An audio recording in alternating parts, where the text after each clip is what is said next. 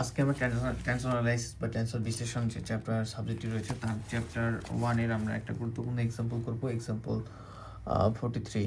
ওকে, তো বলতেছে কি, del A to the power P del X to the power Q কি টেনশন, তোমার উত্তরের পক্ষে সপক্ষে যুক্তি দাও।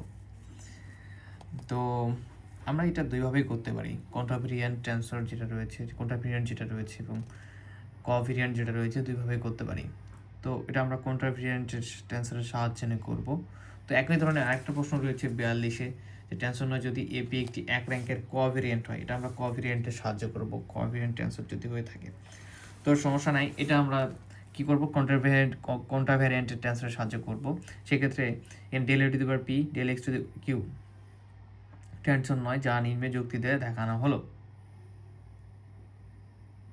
ঠিক আছে, তো এটা আমরা কিন্তু সেমভাবে এইটা করছে না, এই মতো করে করলেও কিন্তু হয়ে যাবে, সমস্যা নেই, একই ব্যাপারই। তো তোমাদের দুইটা ওয়াই শিখাই দিই, তো যুক্তি দাও। তাহলে এটা কি টেনশনে যা নিম্নে যুক্তি দিয়ে দেখানো হলো, বুঝছো? এটা যে টেনশনে আমরা নিম্নে যুক্তি দিয়ে দেখাবো। তো প্রথমে লিখবো যেখানে এপি একমাত্র কন্ট্রাভেরিয়েন্ট টেনসর, যেখানে টেনসর রূপান্তরের বিধি অনুযায়ী, এটা কি কন্ট্রাভেরিয়েন্ট টেনসরের রূপান্তরের বিধি অনুযায়ী আমরা লিখতে পারি এটুকু দেখো আগে, A bar I equal del x bar I del x P. তো দেখো এখানে তুমি চাইলে এটা করতে পারো, এপিটাকে এখানে দিতে পারো, এআইটাকে এখানে দিতে পারো, সমস্যা নেই। রূপান্তরের সূত্রটা কয়েকভাবে হয়ে থাকে, বিভিন্নভাবে দেওয়া আছে। তো আমরা এখান থেকে সমাধান করবো। প্রথমে লিখবা এ টু দি পাওয়ার পি একমাত্র কন্ট্রাভেরিয়েন্ট টেনসর, সুতরাং টেনসরের রূপান্তর বিধি অনুযায়ী পাই। আচ্ছা, আমরা এখন সমাধানে যাওয়ার চেষ্টা করি। তাহলে ওইটুকু লিখবা। তাহলে আমরা কি পেলাম, যে টেনসর রূপান্তর বিধি অনুযায়ী আমরা পাচ্ছি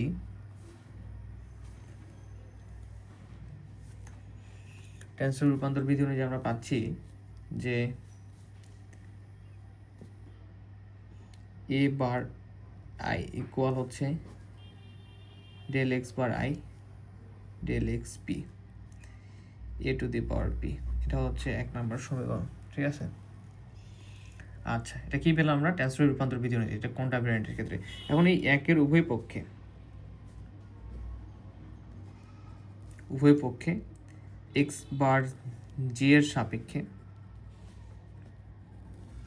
আমরা কি করব, আংশিক অন্তরীকরণ করব, আংশিক অন্তরীকরণ করে পাই।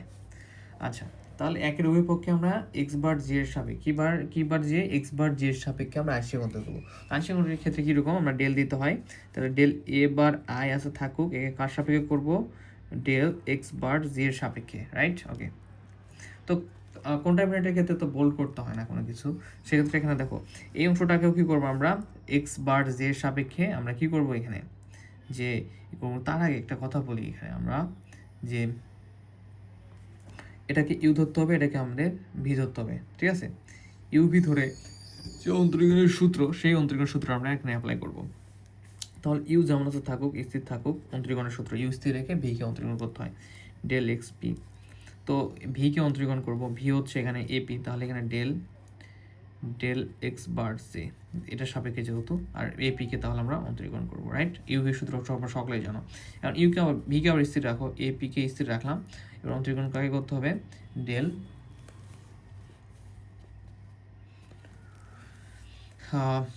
ডেল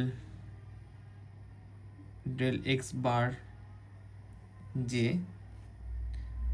কাকে করবো, এটাকে, তাই না, এর সাপেক্ষে। তাহলে del x bar I by del x P. Okay, তো আমরা হচ্ছে এটা কি, যে কাঙ্ক্ষিত আমাদের সূত্রটা, সেই সূত্রটা প্রয়োগ করলাম। অ্যান্ড করার পর এখানে আমাদের যে কাজটা করতে হবে, যে del x bar I del x P,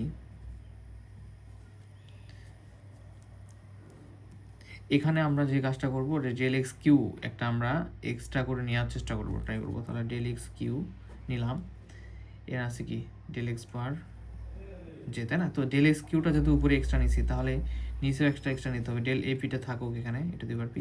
তাহলে এখানে কি নিয়েছি, ডেল এক্স কিউটা এক্সট্রা নিয়েছি, তাহলে নিচে একটা ডেল এক্স কিউ, এই তো হয়ে গেল। কেটে গেলে আবার যে ডেল এপি এবং ডেল এক্স বার যে সেমই থাকবে, ওকে, কোনো পরিবর্তন নাই।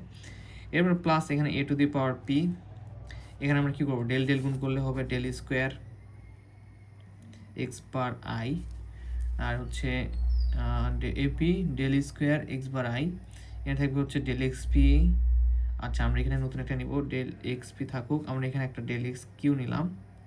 তাহলে কি করতে হবে বলো, উপরে একটা ডেল এক্স কিউ নিতে হবে, কেটে গেলে যেন উপরটা সেম থাকে, এখানে একটা থাকবে হচ্ছে আমাদের কি ডেল এক্স বার সে, ঠিক আছে, ফাইন। তো এটা হচ্ছে আমাদের 2 নম্বর সমীকরণ দিলাম। ঘটনা হচ্ছে যদি আমাদের যেটা প্রমাণ বলছে যে del A to the power P del x q যদি ট্যান্সর হতে হয়, ট্যান্সর যদি হয়, সেক্ষেত্রে দেখো এটা আমাদের শেষ এখান থেকেই, যে এটা যদি ট্যান্সর হয় তবে ট্যান্সর রূপান্তর বিধিটা হচ্ছে এরকম, বুঝতে পেরেছো? এটা কন্ট্রাভেরিয়েন্টের ক্ষেত্রে ট্যান্সর রূপান্তর বিধিটা এরকম যে del A I del X A equal হবে del x bar I del x P del x Q by del x bar G del A P, এটা এতটুকুটা হচ্ছে আমাদের ট্যান্সর রূপান্তরের বিধিটা মেনে চলতেছে, কিন্তু এই বাকি অংশটা মেনে চলতেছে না, তার মানে পুরাটাকে মেনে চলতেছে, পুরাটার একটু অংশ মেনে চলতেছে। সো ট্যান্সর বিধির যে রূপান্তর বিধি সেটা পুরাটা মেনে না চলার কারণে, শুধু এতটুকু মেনে চলার কারণে এটা ইকুয়াল, যার ফলে আমরা বলে দেব যে সুতরাং দুইয়ের ডান পক্ষের প্রথম অংশ তো মেনে চলছে, কিন্তু দ্বিতীয় পদ থেকে দ্বিতীয় পদ থাকার জন্য, এই যে পদটা থাকার জন্য এটা ট্যান্সর দেয়। প্রথম পদটুকু শুধু ট্যান্সরের রুলস মেনটেন করতেছে, বাট এর সঙ্গে আরও কিছু যুক্ত থাকার ফলে পুরোটা মিলে ট্যান্সর হচ্ছে না। তো শেষ, তোমাদের এখন আমি এটা দেখাবো, এটা হবে হোমওয়ার্ক, তোমাদের এক্সাম্পল 42 হোমওয়ার্ক থাকবে। বলতেছে যে দেখাও যে del AP by del X to the power Q tensor নয়, যদিও এপি একটি এক র্যাঙ্কের কোভেরিয়েন্ট ট্যান্সর। তো এখানে কোভেরিয়েন্টের সাহায্যে আমাদের প্রুভ করতে হবে। কোভেরিয়েন্টের ক্ষেত্রে কি হবে, শুধু বারটা নিচে আসবে, দেখো এক্স বার এখানে আইটা উপরে ছিল, এখানে এক্স বার পিটা নিচে আসছে, এটা এক্স বার এক্স পিটা উপরে চলে গেছে, এক্স বার আইটা নিচে চলে আসছে, এতটুকু সেন্স। এক্স বার জি এর সাপেক্ষে এটাকে আংশিক অন্তরীকরণ করে দিবা, করার পরে এটা ট্যান্সর হবে না, কারণ এতটুকু ট্যান্সরের রূপান্তরের সেটা কোভেরিয়েন্টের ক্ষেত্রে রূপান্তরের সূত্র মেনটেন করতে হয়, বাট এতটুকু অংশ এক্সট্রা চলে আসে, যার ফলে এটা নয়, যদি ট্যান্সর হয় এপি একটি ট্যান্সর নেই, কিন্তু এপি একটা কোভেরিয়েন্ট ট্যান্সর। ওকে, তো দুইটা এক্সাম্পল খুব সুন্দরভাবে সমাধান করে ফেলবো, খুবই গুরুত্বপূর্ণ।